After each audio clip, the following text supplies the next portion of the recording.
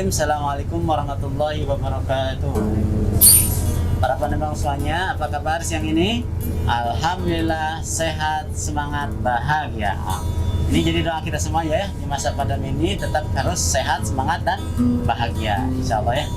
Dengan cara apa? Ya tadi, pakai masker, jaga jarak, dan cuci tangan. Itu ikhtiar untuk selalu sehat. Saudara semuanya, salah satu yang tidak diinginkan oleh kita semuanya adalah bahwa kita semuanya tidak ingin punya musuh. Betul Bu, Pak? Kita tidak ingin punya musuh. Karena kalau punya musuh tersiksa ya, pikiran terganggu ya, hidup tidak aman ya. Tapi mau tidak mau ternyata hidup ini kita punya musuh. Punya musuh yang harus ditundukkan, ditaklukkan. Karena kalau kita tidak menaklukkan musuh, kita yang akan ditaklukkan ya.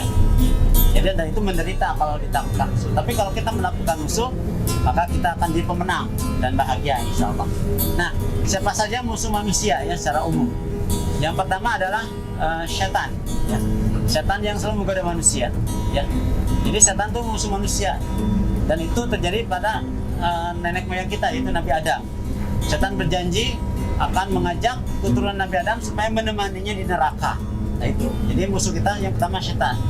Ya ayyuhalladzina amanu udkhulu fis-silmi kafah wa la tattabi'u khutuwatis syaitan ya, wa la tattabi'u khutuwatis syaitan ya. Jadi setan itu musuh yang nyata bagi manusia. Jangan mengikuti langkah-langkah setan ya. Jadi cara melawan setan pertama, jangan mengikuti langkah-langkah setan. Apa saja langkah-langkah setan? Ya, innamal khamru wal maisir wal azlam rizqun min amali syaitan.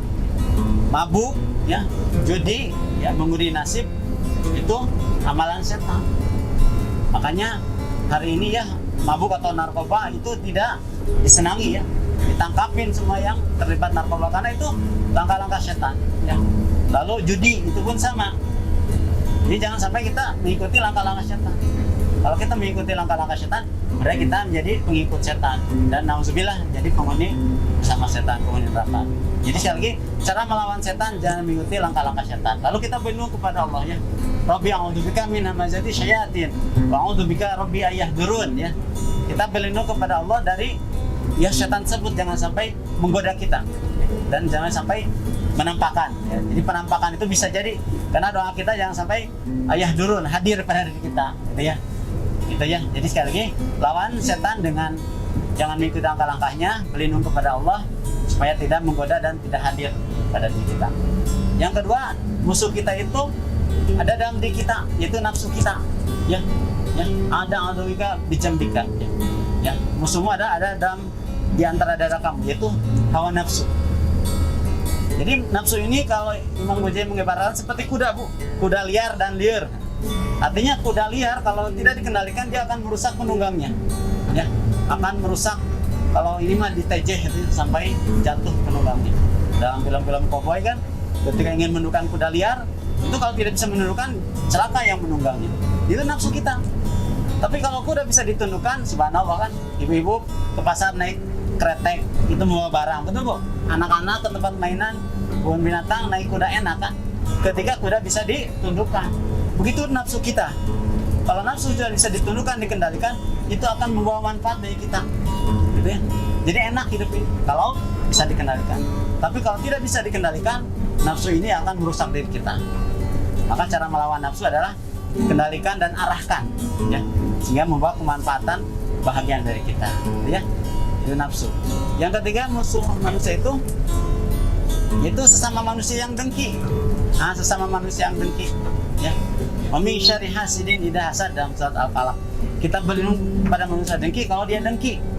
Jadi otomatis manusia dengki mah pasti ingin membuat celaka sesama manusianya. Mungkin dicontohkan oleh anak Nabi Adam ya, Qabil dan Habil. Qabil dengki kepada Habil karena ingin menikah dengan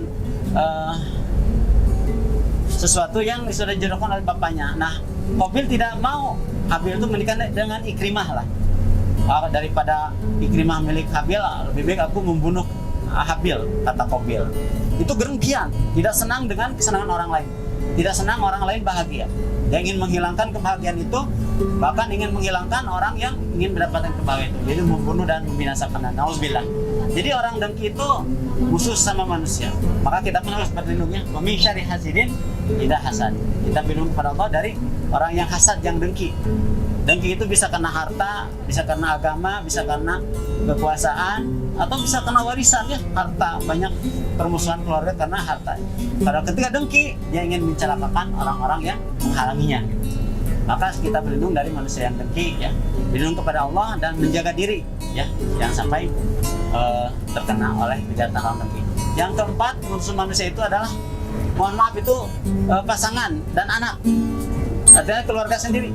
Ya ayyuhalladzina amanu inna min azwajikum wa auladikum aduwwalakum fahdharuhum. Kata Allah, hai orang-orang beriman, sungguhnya pada anak-anakmu dan pasanganmu ada yang menjadi musuh bagimu.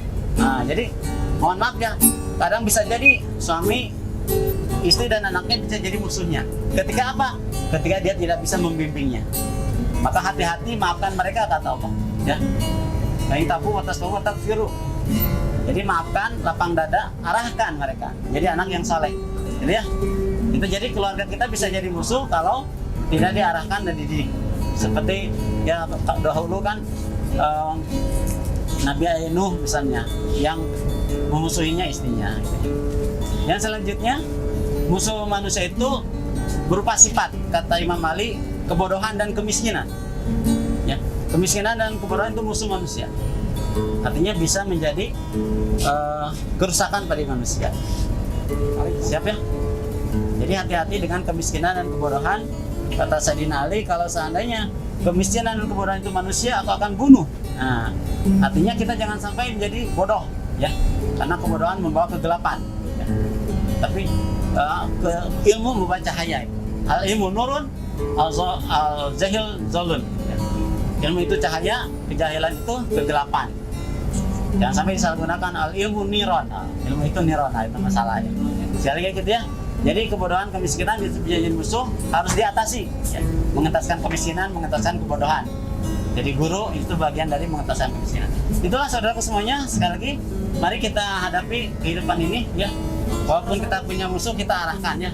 Kalau setan, kita jangan mengikuti langkahnya, berlindung kepada Allah. Kalau nafsu, mari kita arahkan supaya membawa kesenangan. Jangan sampai kita dikendalikan nafsu ya, tapi harus mengendalikan nafsu. Itu nafsu ya. Kalau orang-orang dengki, mari kita berlindung kepada Allah, lalu kita menjaga diri ya. Jangan sampai terkena kejahatan orang-orang dengki. Ya, kalau keluarga, anak istri, mari kita arahkan ya, arahkan.